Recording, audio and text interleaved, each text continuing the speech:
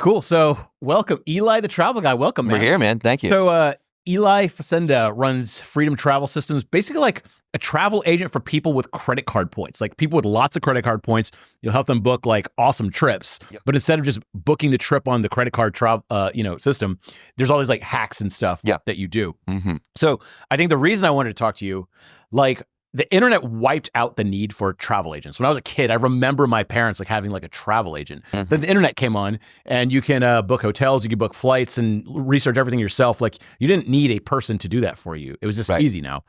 But it's been reincarnated, this industry, in the form of like travel bloggers, people on Instagram that go travel around the world, give recommendations, listing sites, and then places like people like you that are like helping people book awesomer travel that they could find themselves, but they need help doing it. Yes. So can you like in a nutshell, just like describe like what you do, like what the system is? Yeah, absolutely.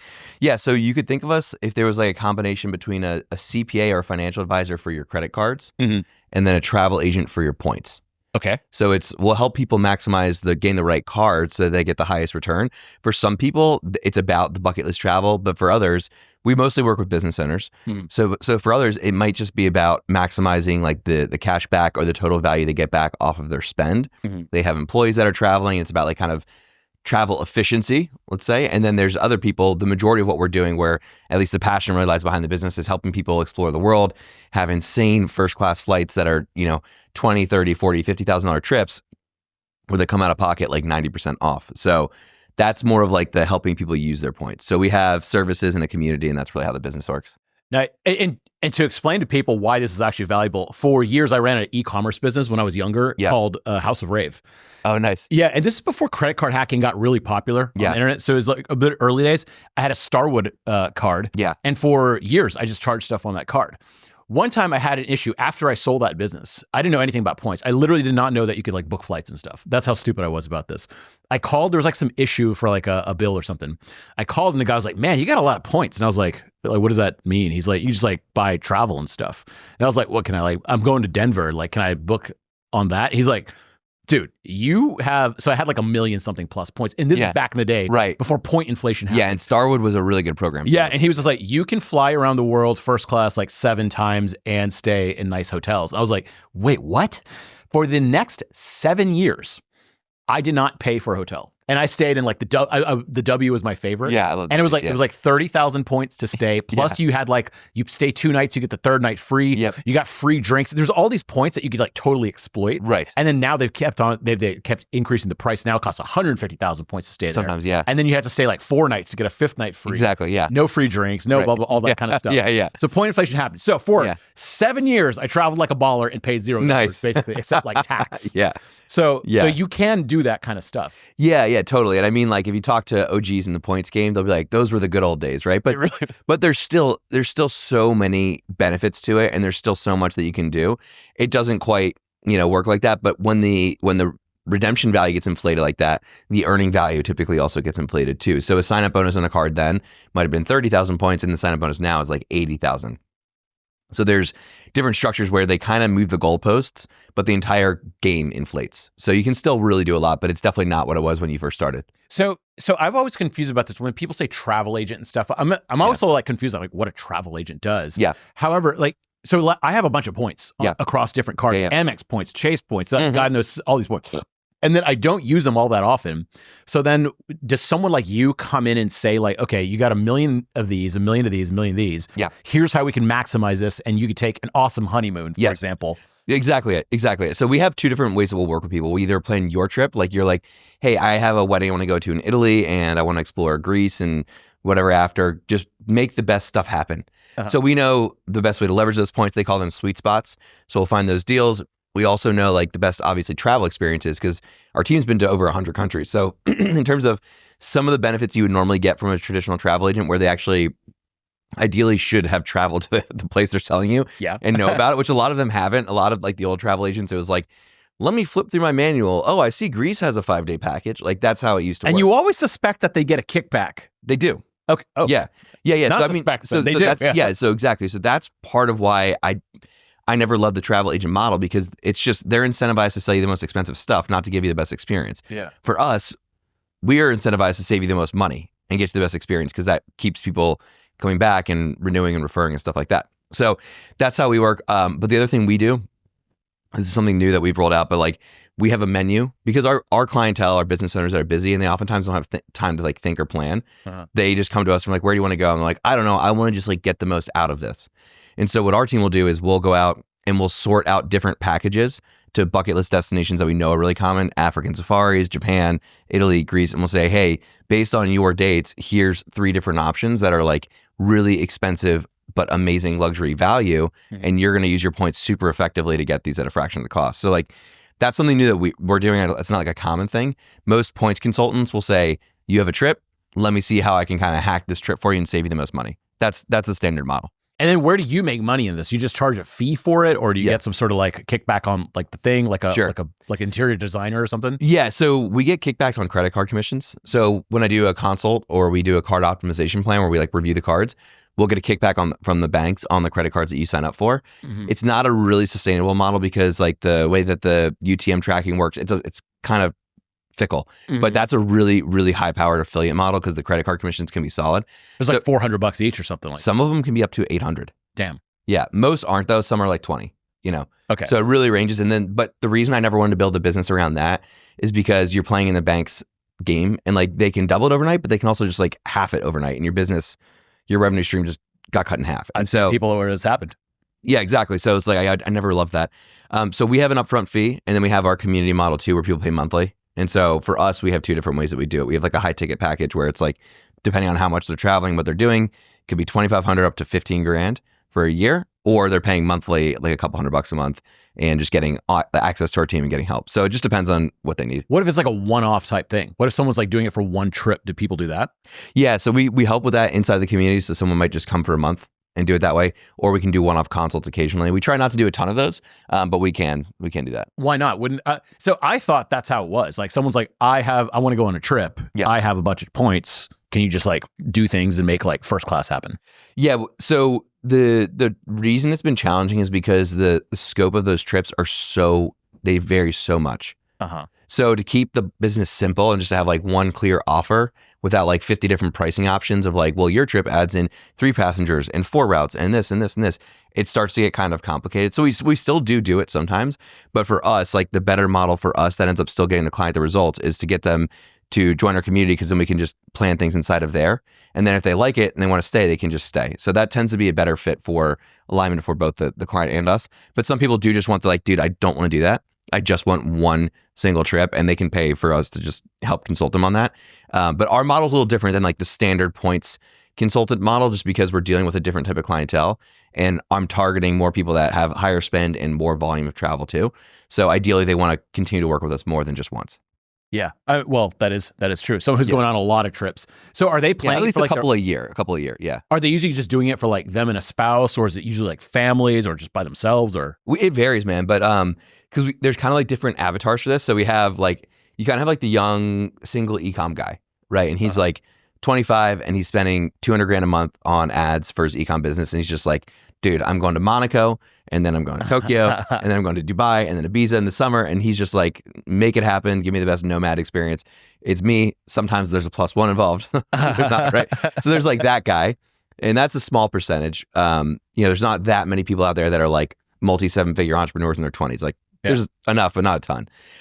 The main avatar for us is usually like I'd say 35 to 45-year-old couple or family. So maybe a dad who's a little more established in his career. He runs a home building company. So they're spending a ton on materials at like Home Depot. And he's using a cash back card. He's like, I've never taken my family to Europe. I was looking at Google Flights and this is going to be $40,000. And we're like, perfect. Let's knock that out. Also, you need some card help. Also, you're traveling once a month for conferences. Also, with all these points, you could take your wife away to the Caribbean on top of that. So that's why it's like, if we do the whole package, it's a little easier for him. Yeah, dude, it's confusing as hell, because I was going through a period where like I wanted to redo all my cards and everything. I'm just like, what is the best card? Yeah. Because like you have a best card, Starwood, and then it like turns into Bonvoy. Right. And like I don't pay attention to this stuff. Yeah, and also it varies. I mean, these points are like currencies too. So like what happened with Starwood to Bonvoy, if you look at just getting Marriott points, the inflation of the number of points you earn goes up, but the value for a Marriott point, like the baseline value, if you went to the points guy and looked up like what is the standard value, is half a cent. Okay. In Amex point, the baseline is 2 cents. So people will be like, oh, well, this card's earning 3x as many points as the Amex card. But yeah, it's like, would you rather have 3 times as many Mexican pesos or just $1 US?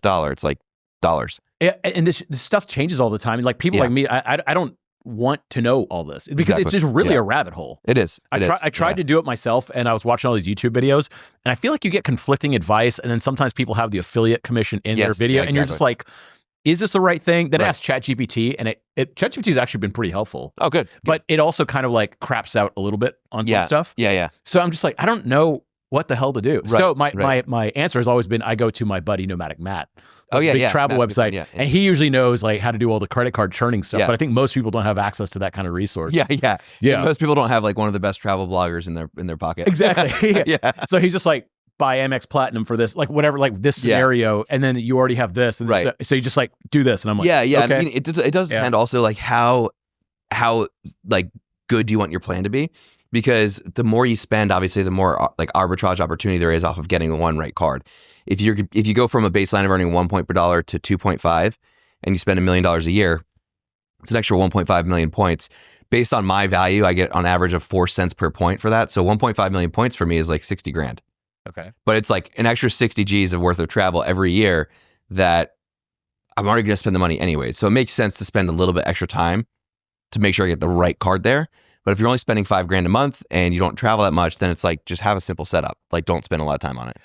I know like the point per mile. I've done that calculation in the past. Yeah. And one thing I realized was if we buy like domestic flights, at least back in the day, if I bought a flight from here to California, it's like $200. It's not that much. Yeah. So if you use points, it's kind of like a stupid use of points. However, if I stayed at the W Hotel in a nice area on a busy weekend, I'm getting more value by staying at that hotel. Is that where you get all the value, like hotels, or is it flights, like first class? Yeah. So the hierarchy of this, especially if you're a business owner, it goes like this. The first thing is going to be luxury international flights. So business and first class international flights. Then you're going for luxury 5-star hotels. So tier 1, tier 2, personal trips. Okay.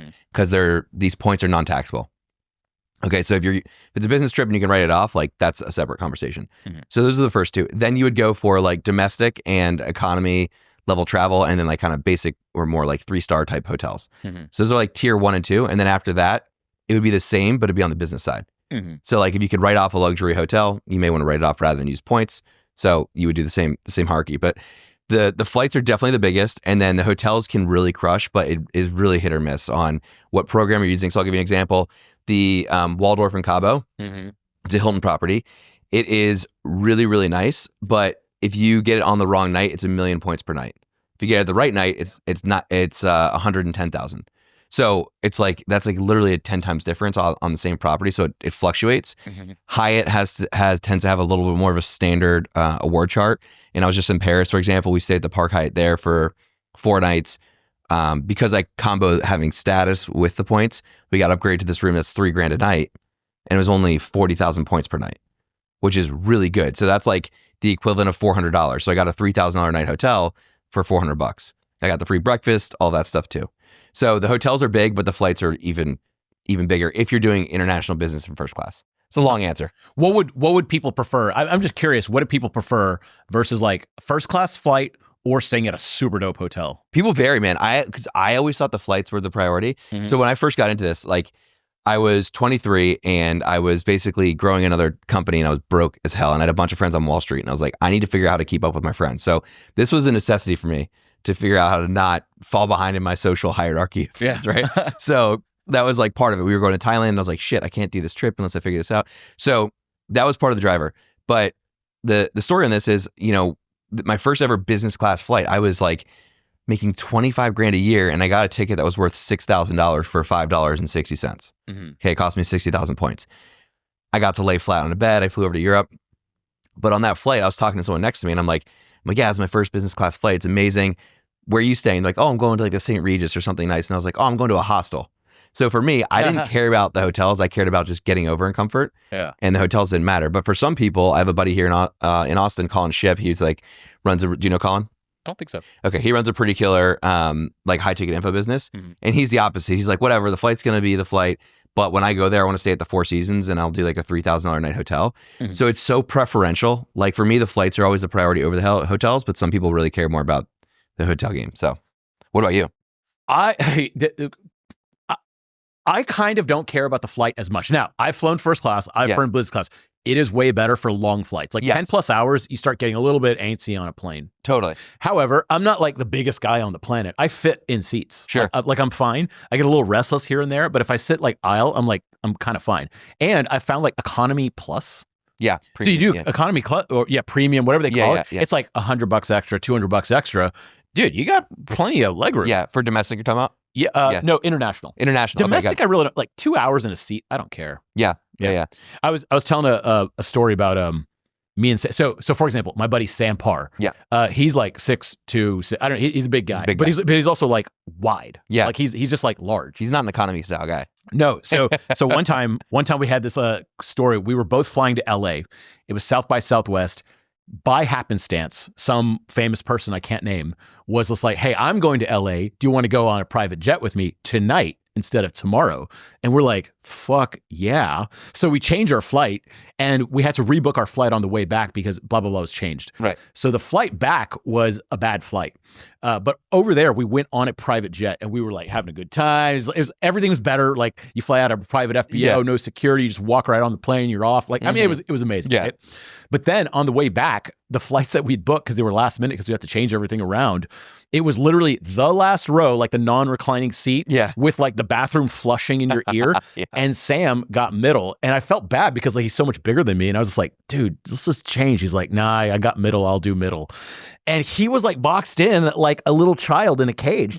And I felt so bad. And I was like, dude, for Sam, because he would always talk about like, even when he was poor, he was like, I want to fly first class. Yeah. And I was just, to me, that never like meant a lot. Right. Because I fit in seats. Yeah. To him, he literally does not fit in the seat. Sure. It's very claustrophobic for someone to just like be like this and he has to like just sit like this. Right. And then you're probably feeling like, am I making someone else uncomfortable, taking up their space? It's just there's some like random lady. He's going to work like this. Like your elbows shoving her. Like you don't want to. Well, that is, I mean, also for someone like Sam, right? Like, what is the value of his time for 3 hours of working versus not? Because this is pretty hard to do. Mm-hmm. But if you are in a first class seat and you can just sit and work, like that's probably worth the extra, whatever, $200 would it cost to go to first. Southwest doesn't have first class. I just think even with the size, like I have a picture and I think I posted it online of him like boxed in this like terrible seat. That's so it was just really, really funny to see like how he was just like literally like a dog in a cage, like just like can't move.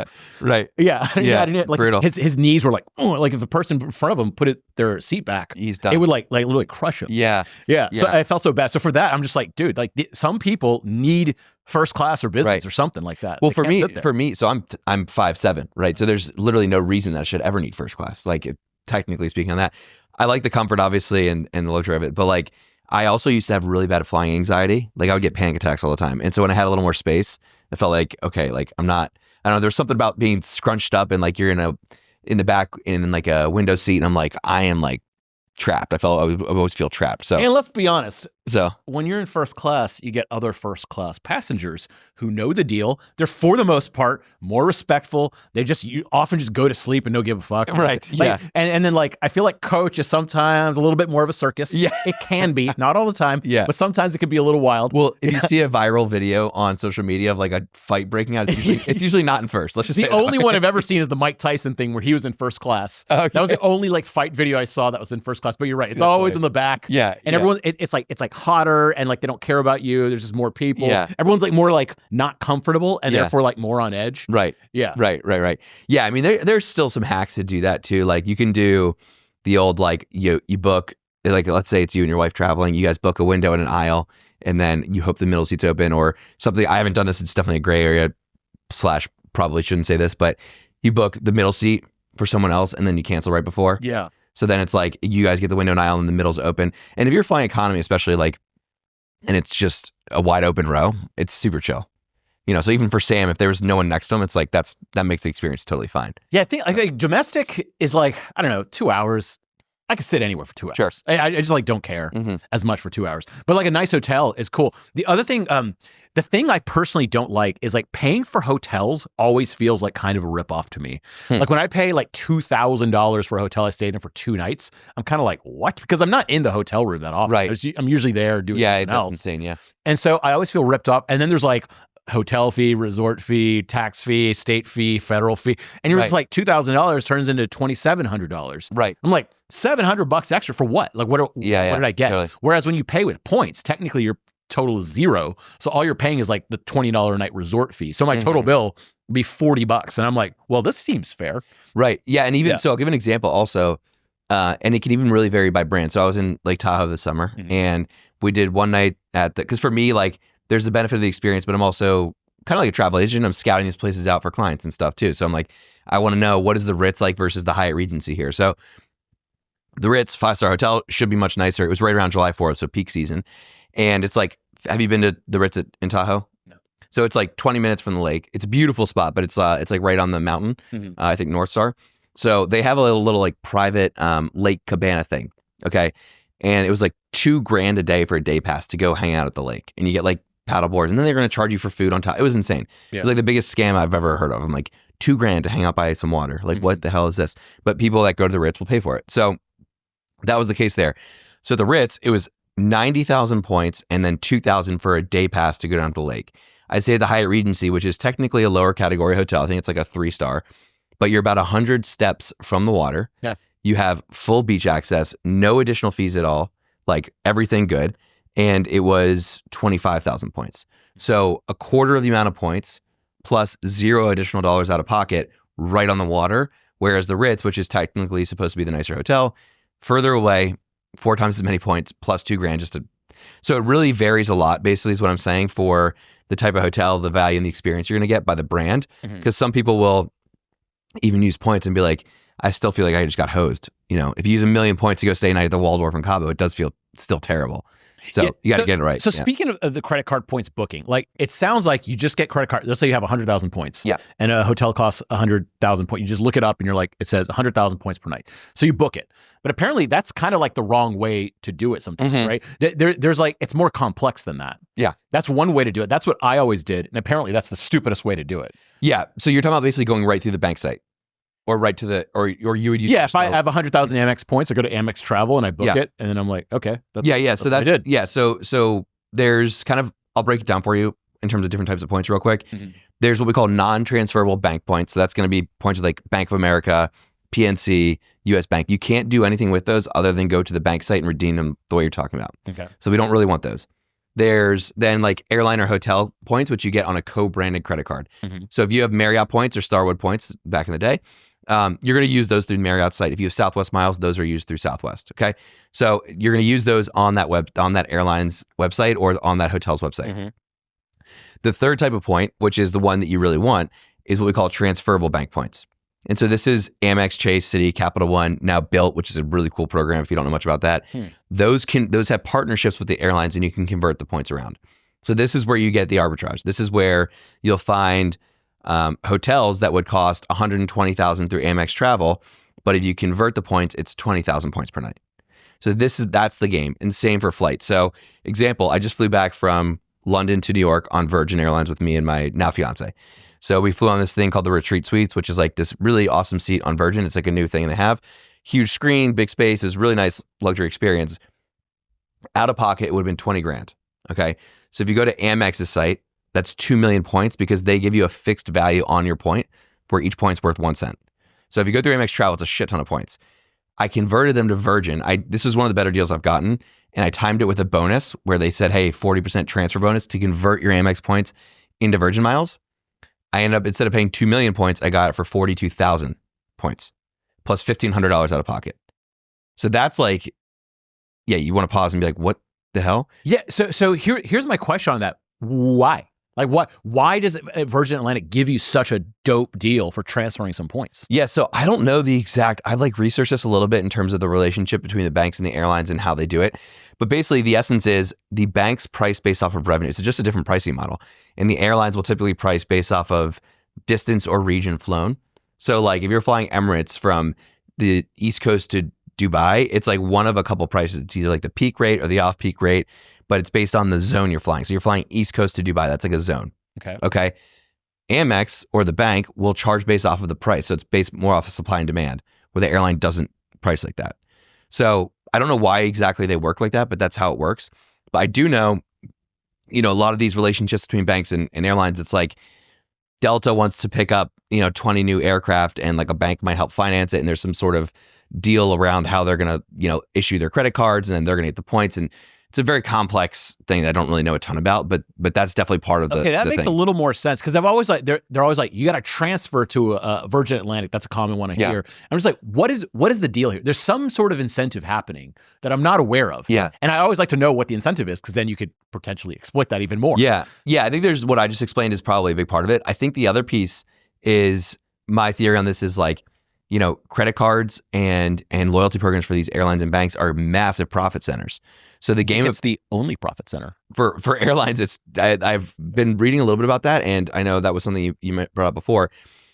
Certain airlines don't really make any money on seats; they make it all on their loyalty program. I had that note. And so I read a title that says airlines are just banks with airplanes. Yeah, exactly. Yeah, they fly people around. They make no money. That's why every airline's like, oh, sign up for a credit card. Right? Yeah, they'll airline. hawk them at you on flights. If you fly American, they're like, you could fly, and they start listing off the destinations. You could fly to Hawaii, and like that card's a terrible deal.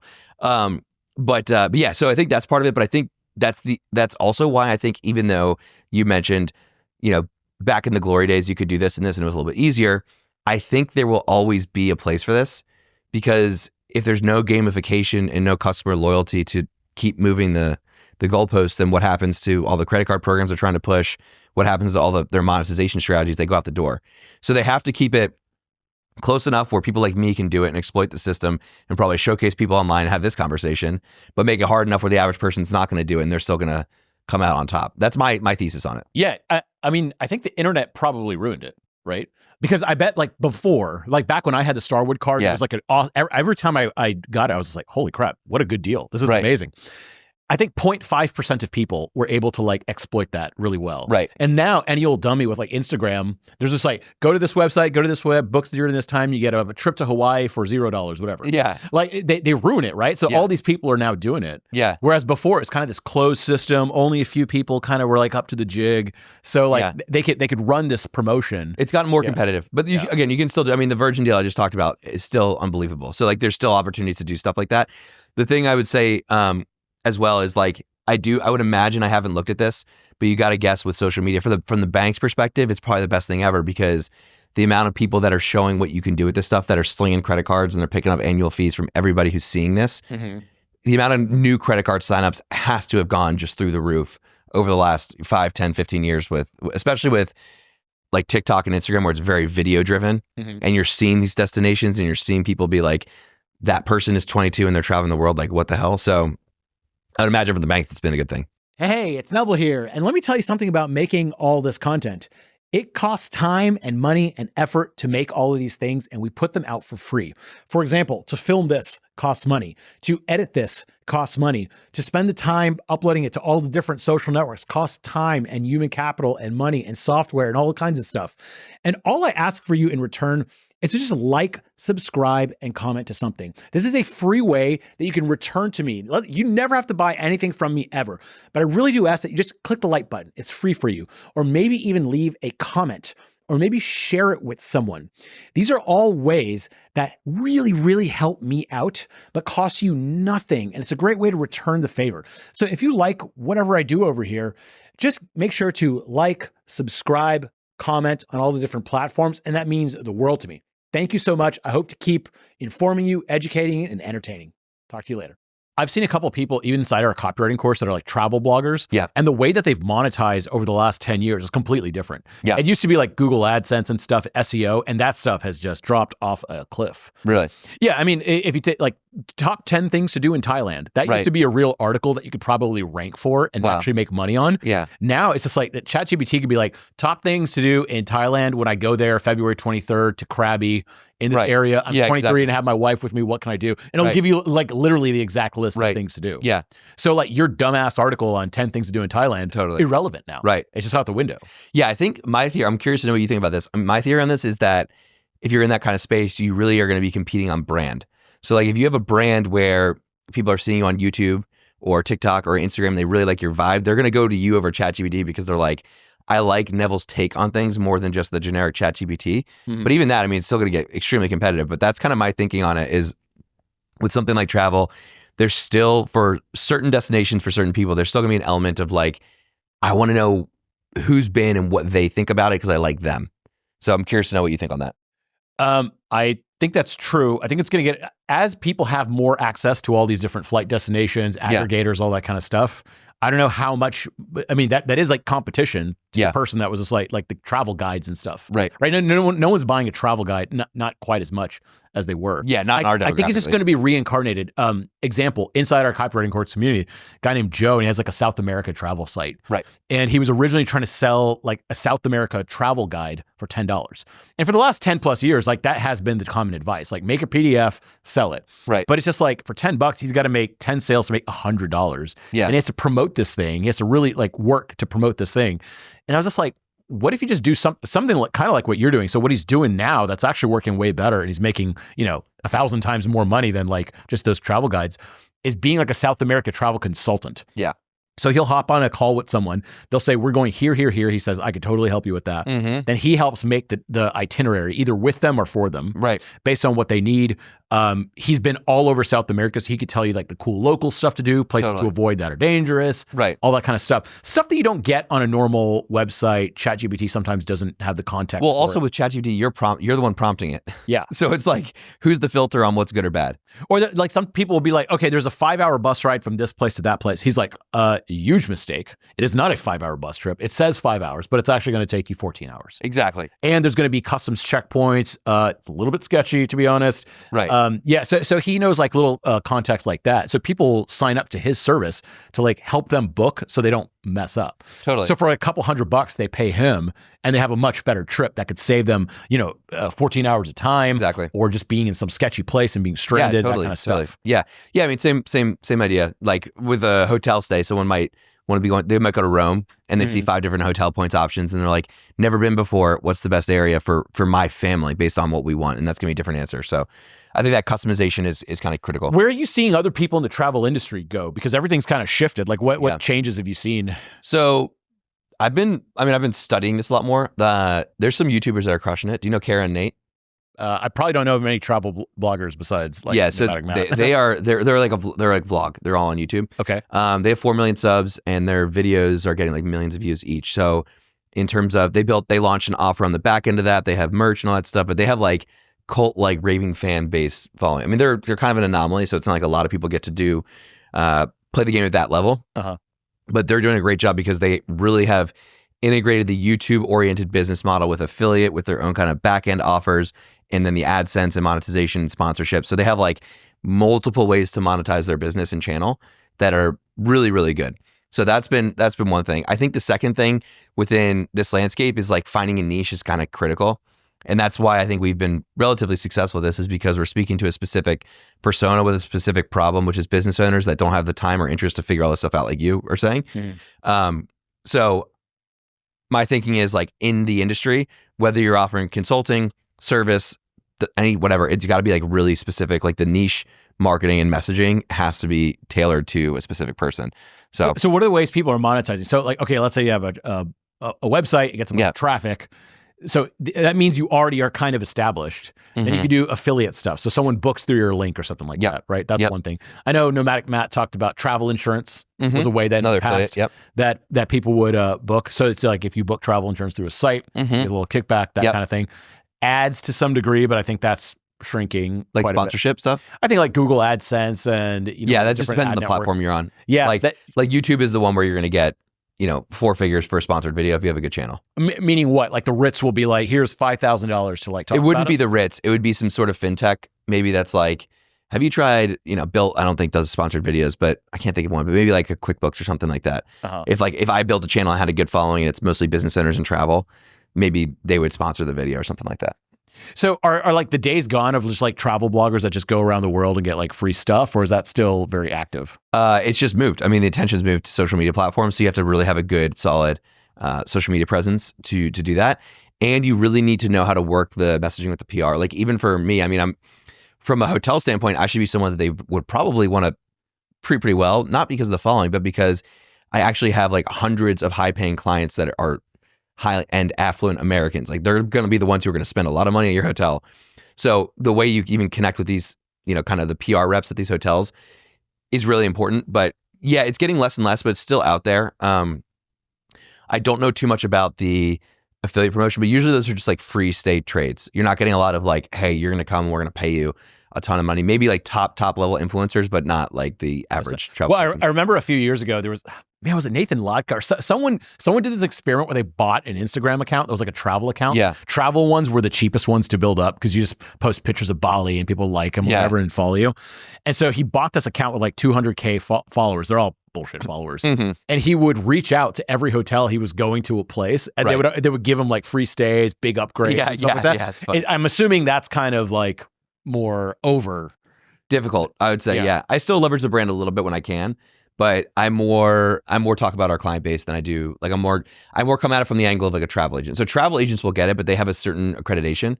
So they give the hotel like, hey, I have an IATA number, and they'll get a certain perk from that. So how hard is it to get that number? It's not that hard to do it under what's called a host agency. So it's someone else's travel agency, and you become essentially an affiliate to them. To get your own IATA number is more difficult, but it's not that difficult to do that. But you're not going to get, you typically don't get, like you have to drive volume to really start to get, it depends on the brand. There's a lot of variables here, but it depends on the brand. So like we do have a travel agent that we refer people to. If someone wants a non-points hotel luxury stay and they're like, hey, I just want to get the best perks and benefits, like it's a honeymoon to Maldives has a lot of points hotels, but they're going to some Greek island where there's not a lot of good points hotels. We might send them to our travel agent referral partner who's going to get them the best perks and upgrades. He will get a kickback, but for him, the size of the kickback really depends on the volume that his agency drives. So those perks and everything are really dependent on like, are you brand new or have you sent 100 customers here? It really varies. Yeah, I'm always just fascinated how people make money in this, because I know travel is like this huge industry, but I'm like, where is the money? Is it just all in hotels? Is it all in flights? Like, so airlines, there's no commissions on airlines. That's been a thing for a while. I think like 20 years ago, if you were an agent, you could sell a ticket and make like $100. But in today's world, it's really hard to make commissions on airfare. So that doesn't really happen. The travel agent on the ground, that's going to be the big one. Also, there's DMCs are a thing, destination management companies. So these are on the ground operators, and there's like high end, concierge kind of services. Chauffeur, if someone wants, they're wealthy and they want just like a white glove experience in Italy, then you have someone pick them up from the airport, the driver, the restaurants, all of that. The company that manages all those venues and relationships, they're going to get a kickback like a travel agent would. So they're going to get 5% here, 10% here, 15% there. The luxury hotel stays are the biggest thing for traditional travel agents. It's going to be the kickbacks on those. Yeah. I saw this one person who was in our community as well. And one thing they were doing, they were trying to do a little widget that people put on their website. So like small hotels would put on their website to book travel, and it kind of failed, and they pivoted into something that actually ended up working. And what they do is there's all these like hotels in like ski towns. Yeah. And there's nothing to do around there sometimes. Right. There's not a lot besides skiing.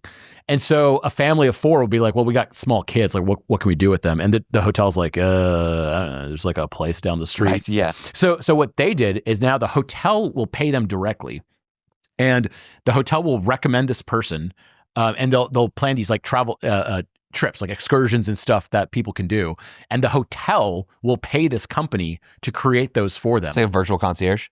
I don't know what you would call it. I never heard of that, because I always thought like they were taking a percentage of the trip, but they actually don't make any money on that. What they do is the hotels pay this person to say like, okay, we have 10 things you can do around the hotel.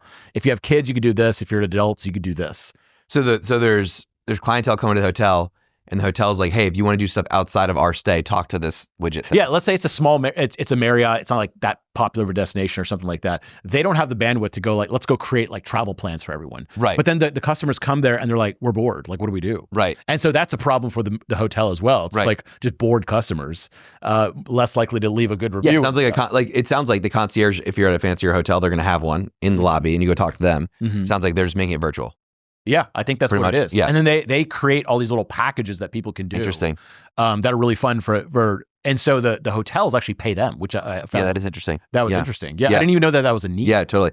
Yeah, I mean, I think, you've seen big conglomerate brands, they call them OTAs, online travel agencies, Orbitz, Skyscanner, Expedia, places like Viator. Those are all commission-driven sites.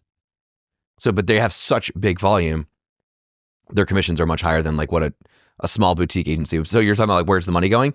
I mean, the amount of people that are booking on those sites is as astronomical compared to like, what used to be, it just moved online. So speaking of money, I think there's this next level tier that most people don't know about of like high-end luxury travel. Yeah. How much like I've seen a couple of different concierges. I'm looking them up where I think there's one called Facenda Travel, or I don't know all the names. There's a couple of them out there, and it costs like everything costs many, many thousands of dollars, right? The price is almost like inconsequential to some of the people that they're doing this. Let's say you have like 8 people in your family that want to go on a vacation. That you just pay them a giant amount of money. They'll get you there first class or however you want to go, and you'll stay at the best places, all that stuff. What do you know about like that? I do. Next level. Yeah. I've had some conversations with some different people in this. Some that are like awesome, reliable, white glove, but they just charge a massive amount, and like to the point where there was an escrow involved. It's like, I'm gonna take a $100,000 deposit from you. I'm like, whoa, we're talking serious dough here. But some of them basically will do literally anything. So one guy I talked to, I'm not going to name his name, but he was telling about this, and I was like, just sussing him out, trying to feel like, is this guy a legit referral partner? I don't have a lot of clients that are at that level. I have some, but he was like, yeah, he's like, I'll do anything. He's like, drugs, whatever they need. Like, I got that. And I was like, all right, dude. Like, I was like, this is our first time we're talking. That's a red flag. That is white glove. Yeah. I was like, I don't know if we're going to go that route. But there's others that are really, just boutique agencies. And so they're just great at putting on the best experience. And it's a cool model. I mean, the white glove experience is still hard to replicate if you're booking online on your own. So to have someone just handle it all for you, you want to do a private yacht in Croatia for 25 people. You want to fly first class. You want to do private hops in between those islands. You want to do a helicopter ride. Like, it's a lot to put together. If you have an executive assistant, even for them, that's like an overwhelming task. So it makes sense to probably use like a boutique agency, but they charge a lot. They charge premiums for that for sure.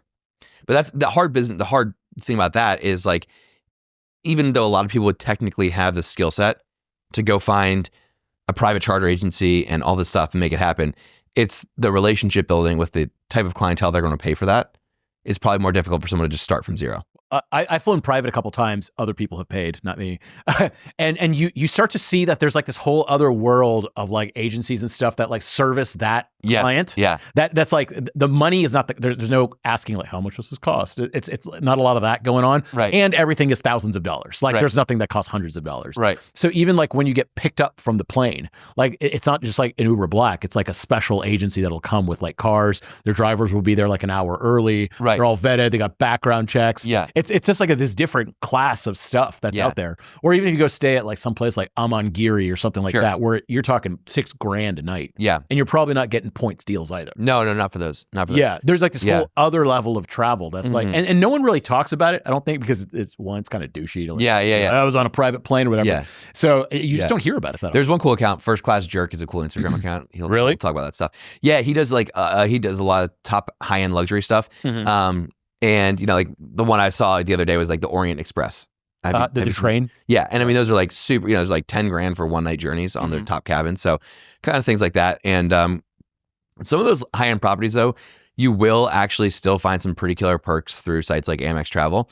So with Amex, if you have the Platinum card, you get the Fine Hotels and Resorts perk. Do you know about that? No, I have the Platinum card. Okay. I don't know about that. So if you're going to a hotel and let's say there's no points options or you just are going to pay for it anyways, if you go to Amex, it's called Fine Hotels and Resorts, or FHR is the name of their program, but it's essentially a set of benefits you get from holding that card. And it's actually really good. Like I used to overlook this perk, but when you think about the annual fee on these cards, Amex Platinum can be $700 depending if it's personal or business. You start to get some of this back. So when I was just in Switzerland, where I was proposing, we stayed at this awesome hotel called the Schweizerhof. It's right on the lake. It's not a points hotel. It's a pretty nice hotel, but we ended up getting a $200 credit. We got free breakfast, and then we got an upgrade to a suite that was like an extra $1,500 a night for just booking through Amex Travel. So that's like the travel agent perks. But again, it's been brought online. So Amex has kind of rolled that into their properties. If you're going to properties like, the Four Seasons in Paris, that's going to be like $5,000-6,000 a night. The Amman properties, a lot of them are listed on Shangri-La, Mandarin Oriental, like the really high-end properties. Those are going to be on Amex as FHR properties. They're still going to be expensive, but you'll get VIP-like perks without having to go through an agent. Is it so? This is mostly for business owners, and like I feel like if you're just a person that works a job, I think it's difficult to accumulate this many points to really do all that much. You may get a free flight here and there, or stay at a hotel, but like you can't do much, right? You have to have like hundreds of thousands of points for this stuff, right? I mean, or at least millions. So when I first started doing this, I was spending $1,500 a month, and I was still getting a good amount of travel. Not crazy stuff, but for me, it was very meaningful. I mean, I was getting like $15 to $20,000 a year worth of travel. and at 24 years old spending, but I was gaming it hard. So there's like a trade-off between, if you're a business owner that spends a lot of money, it takes very little time to have a ton of points, and you could be stupid. Like we have some clients that are affiliate marketers, and they're spending, $4 or $5 million a month on their Amex, right? And that's just like, they're just printing points before they could even use them. It doesn't even matter. Yeah. That's not most people. Most people are spending a few $1,000s as a personal household. And so for them, you really need to make sure you have the right cards. And then when you use the points, you really just cannot waste them. Like you need to be aiming to get the best possible value, and you'll still get some meaningful trips, but it will be 2 trips a year instead of 5. So beyond that, there are ways to juice the amount of points you earn. Some of them are kind of like, the underground black hat strategies of the credit card world and stuff like that. Manufactured spending is the term that people will use. I don't really recommend that, because if you risk doing it and you get shut down by the bank, they just blacklist you forever and you lost like all the upside that you could get in the future. But there's ways to do that stuff where you can really juice your points. And some people that are obsessed with this game, they'll do that, or they'll try to apply strategies where actually 2 to 3 times, I think it was twice specifically with e-com and one other thing, I tried to build a business just so the amount of spend could be really high. Remember when I was doing these like done for you drop shipping stores? Yeah. I was like, dude, I know the upfront cost is there and you're selling me on how much you're going to make me. I don't care. I was like, just break even, but spend 6 figures a month on my card. And they flopped twice. I lost a lot of money. I was like, lesson learned. But that was my thinking. So people that are like household residents that aren't business owners, you can apply some of the same kind of thinking and be like, all right, what are some other ways to game this? And you can do it, but it's definitely more lucrative for the more you spend. I swear to God, I think people are already doing that, because that was like a scam that people, not a scam, but like a way that people would monetize breaking even on a business. Yeah. But if you're spending, so let's say you're selling like Aesop soap, something that like people totally will buy on Amazon. Right. You just become like the lowest cost reseller on there. Right. You basically break even or make very little profit. I think the problem though is if something goes wrong, you're screwed. Yeah, right? and it's also one shipment gets lost, you're fucked. Like, right, your whole it's profit still a margin's business, gone. so it's like, what's the opportunity cost of your time to do something like that? To me, yeah, exactly. But I did think about that, because after I learned about points the first time I got them, and I was like traveling for years for free, I was just like, this isn't a bad idea if you could sustain this by spending a lot of money per month. But I feel like one crazy month where something happens could totally wipe out any upside. Yeah, if I was going to do that, I would probably try to learn how to do the paid ads affiliate marketing model. And just like break even as much as you can. Yeah. Potentially make some money. But like you're learning a skill, paid ads, you're spending a ton, and you can just turn it off. If it's not working, the ads go into a loss, so you can just cut it off. So it's not like you have like inventory and complexity. It's a simpler model. Yeah, that's not bad. Yeah. One interesting thing about you, actually where I met you, you inadvertently lived in like, I don't think it was a creator house, but it ended up being. Who did you live with? You lived with Kyle? Leon Hendricks. Yeah, he's a big YouTuber guy. Yep. And then we had 2 other roommates. Matt Hirsch moved in when I moved out, and then my other old roommate, a guy, Alex Riker, like high ticket sales coach. So what was that like? Was everyone just like constantly doing podcasts and recording stuff? It was hilarious. Yeah. Because I've been to your house like during parties and stuff. Yeah. And it's like a nice house, had a pool, all that kind of stuff. Yeah. I was just like, is everyone just constantly like walking around with a GoPro or something like that? Like pretty much, dude. It was it was really fun, and it was super valuable. I grew a lot, like personally and in my business, because everyone has such different skill sets. Leon had been blowing up on YouTube, so like the level of focus and effort and intentionality it takes to do that is pretty difficult on YouTube. And so I took a lot away from that. Kyle had, different experience around, he had previously built a high ticket service business, burnt out really hard, moved on to a different kind of business model. So there was like a lot of lessons like that. Wellness daddy now. Yeah. So that was a big part of it. But yeah, in terms of the content creation, it was always pretty funny, because like everyone's like a character in everyone else's audience's stories. Like Kyle was in a lot of Leon's videos. Leon's in a lot of Kyle's videos. Kyle's like a guy in my Instagram story. So it was pretty fun. But dude, that's how like the whole comedian scene now is. It's like Tom Segura's on Bert Kreischer's podcast. Exactly. Bert Kreischer's on Mark Norman's podcast. Mark Norman's on Joe List's podcast. Yeah, it's totally. just like, and they all kind of pump each other up. Yeah, exactly. It kind of makes sense. It does. Yeah, and it's just fun, man. I mean, it was just that was like the perfect time to do it. It was a blast. Grew a lot, learned a lot.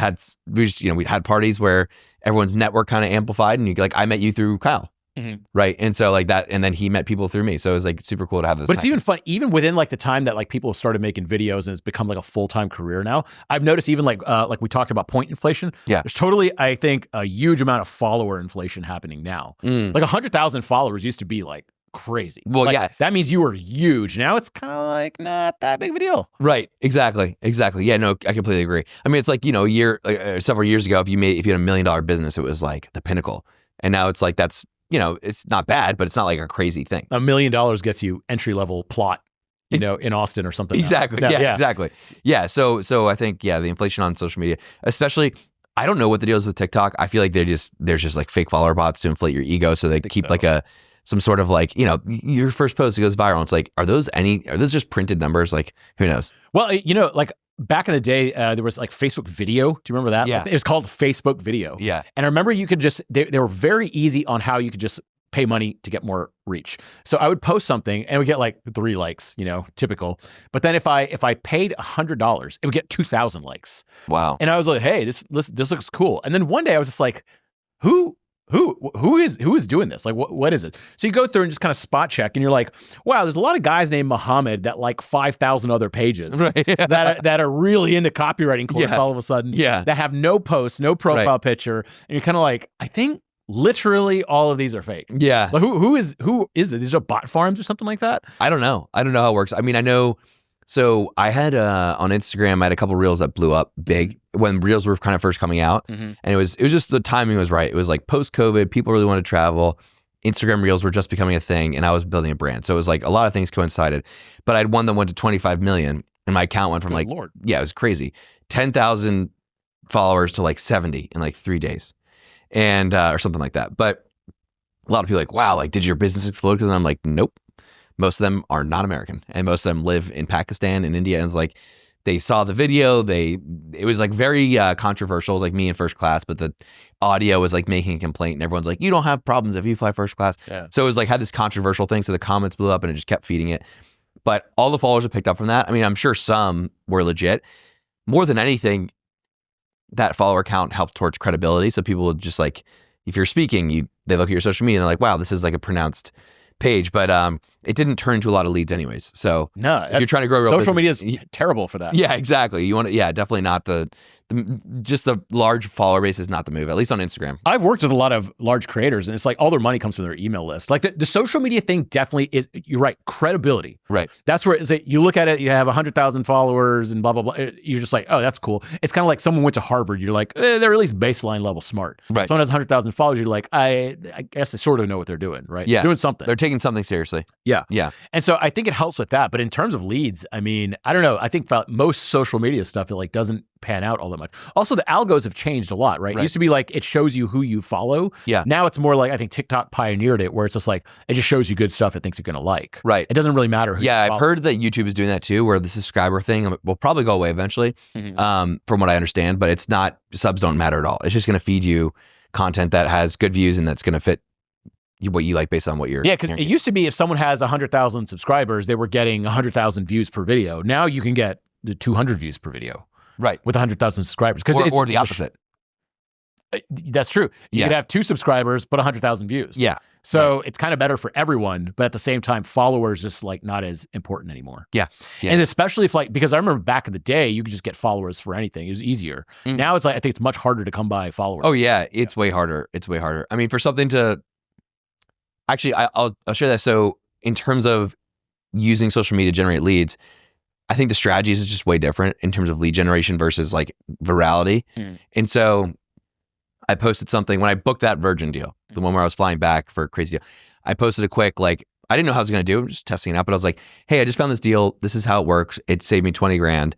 Comment this and I'll send you the thing. Like 400 leads captured from one video for an opt-in for that. So like that was a really valuable offer and an opt-in that I put on a video. The views were, I don't know how many views it got, maybe 5,000, where other views were getting tens of thousands, hundreds of thousands, or millions. But in terms of my business, I just added 400 people to the email list on one video that took me 30 seconds. So that was pretty dope. Like I was like, wow, that's really cool. The videos where I'm trying to craft something beautiful and make it look epic about this trip, and it gets more reach, but way lower engagement, and no one converts into a lead or like is actually interested. It's kind of pointless from a business standpoint. So yeah, I think a lot of people are figuring that out. Yeah. I've talked to a lot of people that I'm talking to this guy, Ross Hudgens. He runs a big SEO agency, and they do like Fortune 500 companies only, like just really big companies. And his quality of video is very high. And but he had like at the time like 900 followers, something crazy. Yeah. But the thing is, every single lead that he gets, and it's a very specific person. It's like the CMO of Nike is not necessarily on Instagram looking at like SEO tips for beginners, right? But if they find Ross, they might have a $10 million a year contract with them. Right. Yeah. And so he's just like, I decided to like not go like the beginner SEO route and just get like a ton of traffic and followers, but rather go very specific for like these high level people. Yeah. So the content is extraordinarily specific. Yeah, I think that's a good strategy. I have a buddy actually, he has like a done for you LinkedIn agency where they'll like run your LinkedIn and do all the content, all the engagement, stuff like that. And he's charging like $5 to $10 grand a month for this. So it's pretty high ticket, but the goal is like, they're trying to find one like 7-figure client. Yeah.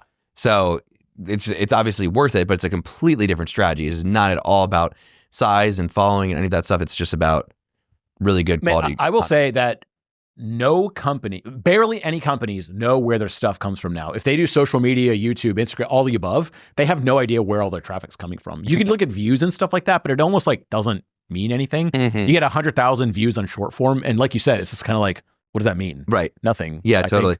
Yeah. Yeah. It's interesting. Yeah. Big shift. I mean, you'll obviously, I think appreciate this, but I don't think I emailed my list in the first 3 years. Wow. Oh, that's a big mistake. I was like, wow, this is actually, I have like 8,000 people on here now. I should probably start to email them. You probably should. Yeah. So that was a big shift last like 18 months ago. I was like, oh, writing emails is cool. I can just like send an email and people open it. I was like, but I don't know why, because I think because the industry, the landscape of like online business is so focused, not everybody like you, but it's so focused on top of funnel, new eyeballs, content. So many people just miss where the monetization actually happens, me included. I mean, the email list is, I've helped with a bunch of companies with big email lists. I personally have an email list. All our copywriting clients, they make almost all their money from their email list every time. Yeah. It's rarely social media. Like the goal of social media, if you have it in 2025, is like get people on your email list, which is hard because everyone wants you on their email list. Right. Yeah. It's Exactly. more difficult. Like the bar has been raised. Right. You can no longer offer, here's a 400-page shitty ebook about something. You're just like, no one wants that. Well, that's what I was saying. You know, the idea for me, where the travel landscape is going specifically, you have to you just have to have a better niche. You can't just be a travel person anymore. Like, I don't think that really. You have to have a specific person you're talking to with a specific challenge, no different than any other business. But like business owners with points that don't have a lot of time is a lot more specific than like, I can help you just like travel. I think for yours, you could actually do a thing where it's just like you take a person, I don't know if they let you share pictures or anything like that, be like XYZ person, blur out their face, whatever. They did a first class trip with their wife, stayed at the Waldorf Astoria, blah, blah, blah. And it cost them a total of 60,000 points or whatever, whatever.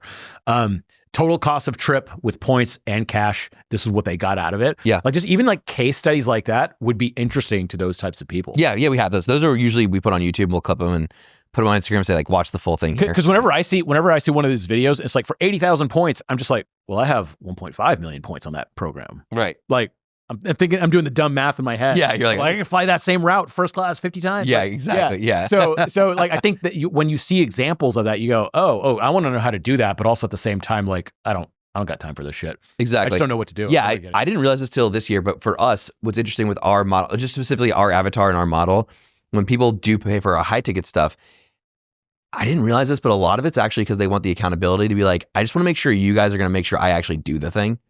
Because it's so easy. People will see it. Not everybody's like that, but some will be like, or maybe that's just with the justification they need to make the investment. But they'll be like, I know if I pay you, I'm actually going to take my family to Europe this summer. And it's not going to be 6 more months go by and I'm like, I have all these points. And then I'm looking there and I'm like, I don't know what to do with these. Fuck it. I'll wait till next year. I never even thought about that because it is hard. Yeah. It is hard. And you kind of have like, oh, I'll do that. And you start to look at it and then something else comes up and you forget. Right. And then like 3 months go by and you're like, I didn't do anything. So when you do have some sort of built in, like this will happen. You know, another thing, another reincarnation of travel agents. I've seen like Costco.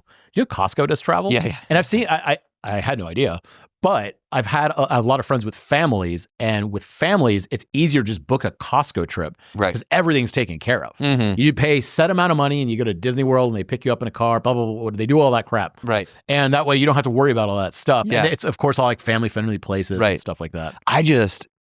Maybe this is snobby, but the idea of booking a vacation through Costco feels... I'm not above it. I would do it through Walmart. I don't care. I love it.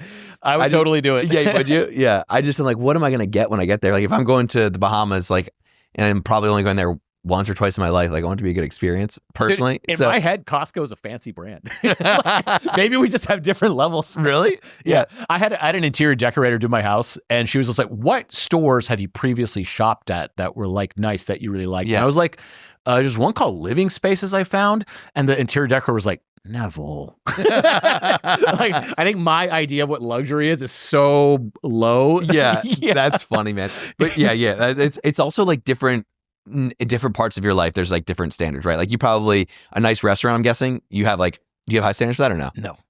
No. Interesting.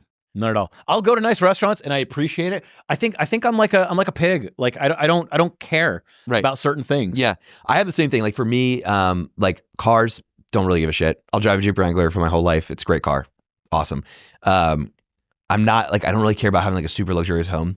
I want a nice place, but I don't like care about it being super baller. But when I travel, I want it to be nice. Like for me, that's like the thing that I care about. And I don't know why, but I just do. So it's like in some area, because my brand's around that, people be like, oh, he's like a trust fund kid or he's like super wealthy and he must have this luxury life. I'm like, no, only when I travel is like where those standards for me are like really high. Yeah, back to that question of like, would you prefer like a first class flight or like a nicer hotel? Yeah. I think it just depends on the person, like what they value. For me, I would pick a flight.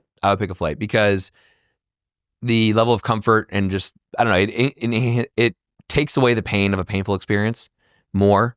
And I think when I'm at a hotel, most of the places I'm going, I'm not going to be spending that much time in the hotel, like you said. So it's much easier for me to architect a day where I'm just going out and around and like I don't care about the hotel so that much. In fact, sometimes when I'm in a really nice hotel in a city that I want to explore, I feel like a weird conflict. Yeah. So I'm like, this is really nice and fancy and expensive and like I should enjoy it, but like I don't want to.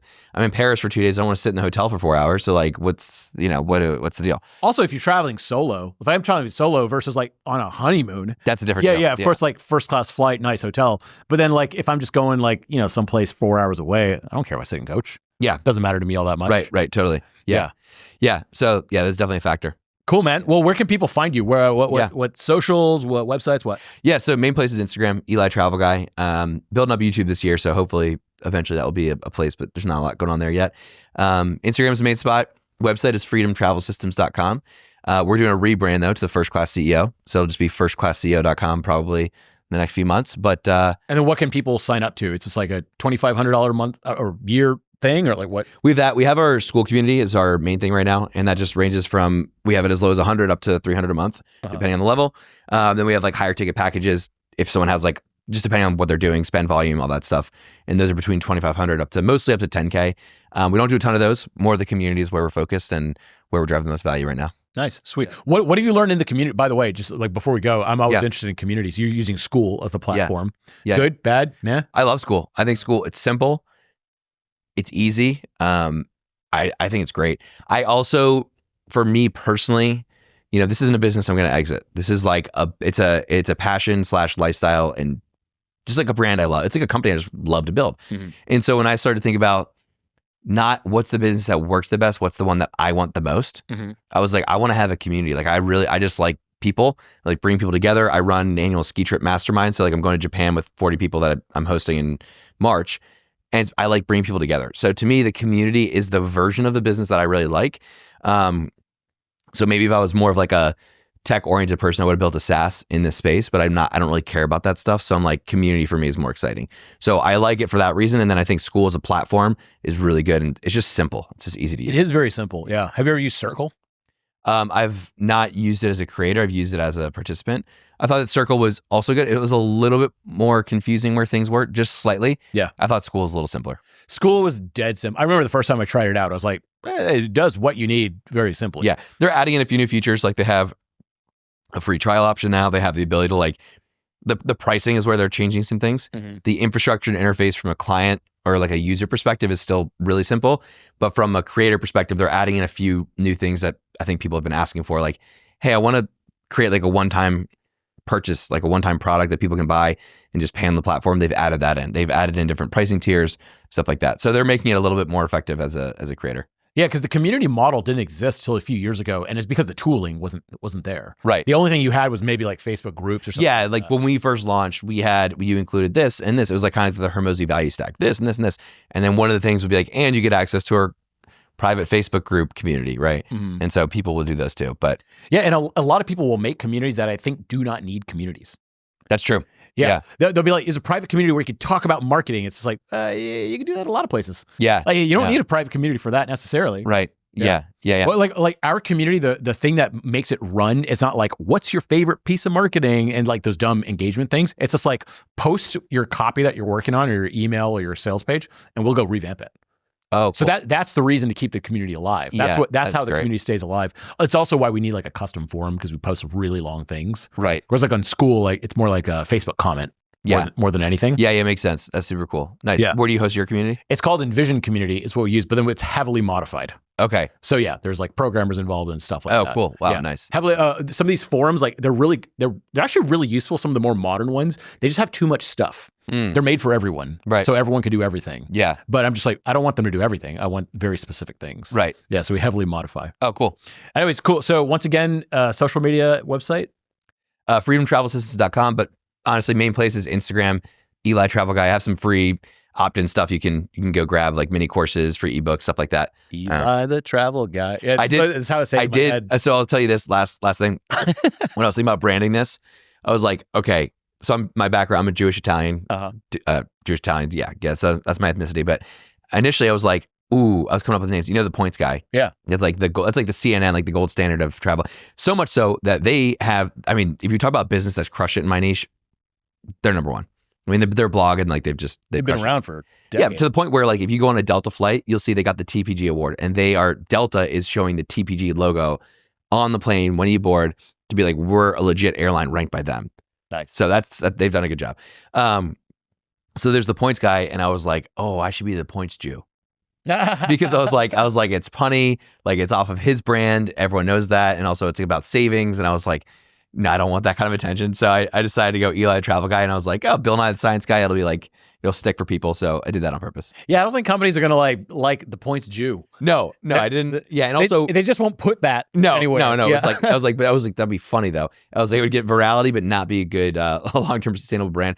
Also, I don't necessarily want to be locked into points forever, but I do love travel as a whole. My previous company was in travel, so for me, like the travel concept, a little bit bigger than just points. Yeah, I'm always conflicted on this thing because my company used to be called Copywriting Course with K's. And I also have a thing called the Copywriting Course Community. Right. So K. And I always thought it'd be funny. I'm just like, good. Look at me. It's a joke. I'm not even white. Like, just look at me. It's a joke, right? And just people like, you just can't do it. Like companies would, so I would hesitate joining that during the whole like BLM time. Like actually companies would be like, we want to sign up, but we can't because it was initial KK. They're like, this is like too crazy. Too close. I'm like, it's not KKK, it's KK. They're like, we're not going to do it, dude. Yeah, you're, and that's literally why I bought the domain Copywriting Course because enough people said that. Really? Yeah. Wow. However, I do think like I almost like regret changing it. Like I think it's like normal, but it's just like forgettable. Whereas like with Copywriting Course, dude, it created like this whole like thing where everyone say like, hey, you're such a creative guy with the K. Oh yeah. And like people loved the K, like and just like the K's allowed me to be like goofier. Yeah. And like for some reason that caught on. And I remember one time the K's was like a problem. So we did this thing where like Copywriting Course for business. And like I wore a suit to record all the videos and stuff like that and made it all professional. People fucking hated it. It felt inauthentic to me. It's just like not the type of person I sure. truly am. Yeah. And so it just felt inauthentic and wrong. And I was just like, I should have stuck with just like the goofiness. Yeah. And wrote it out. Yeah. Found your brand. Yeah. So the points too, it'd probably be a tough run in the end. Yeah, totally. With the bigger companies, but it would be like the points Jew. Like that's hilarious. Yeah, I know. It's like yeah, exactly. I would pause for a second and be like, what's he gonna say? Yeah, exactly. Probably good advice. Yeah. So I always wonder, like, I don't know, what's the thing to do? Yeah. Yeah. I zoomed out and I was like, virality, not good. Also, I don't want to be stuck in points. So that was my decision making on that. And I was like, Eli the Travel Guy is like broader. The jingle's there. It's stickier. People get it. Easy. Yeah, the jingle's good. Yeah. And you're writing off the Bill Nye the Science Guy thing. Well, the second thing on that is, so my Instagram isn't Eli the Travel Guy. It's Eli Travel Guy. Uh-huh. So a lot of people, when they read it, I didn't realize this, but I was like, this is a good plan B. When they'd read it, they'd be like, oh, Elite Travel Guy.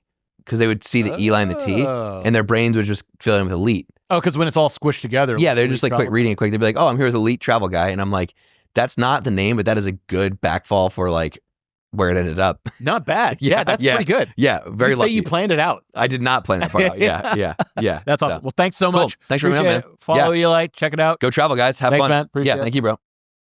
Hey, it's Neville Medhora here. You may see me from some of this content and wonder, what does this guy do? So my main thing we have is called copywritingcourse.com. All it is it's a simple video course that trains you how to become a great copywriter, write better emails, sales pages, promotions, email sequences, all those types of things, but also it is part service, meaning we have this really advanced behind the scenes forum where you can upload your stuff and myself and other writers will go improve it. And the easiest way to improve stuff for us is just rewriting stuff. So let's say you have a cold email that you're reaching out to thousands of people with. You upload that, give us some background information, and we can go rewrite it in the way that we see people get better conversions every single time.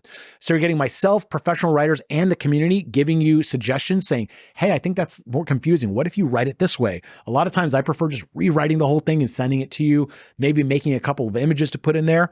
And then the other thing we do is we have live weekly office hours. That means every week, a couple of people, just a small portion, come on to calls with me live, and we go through about 8 questions each time. Now, just remember, only about 1% or less of the community will ask a question on each office hours. So you will get time to chat directly with me. And I do these myself.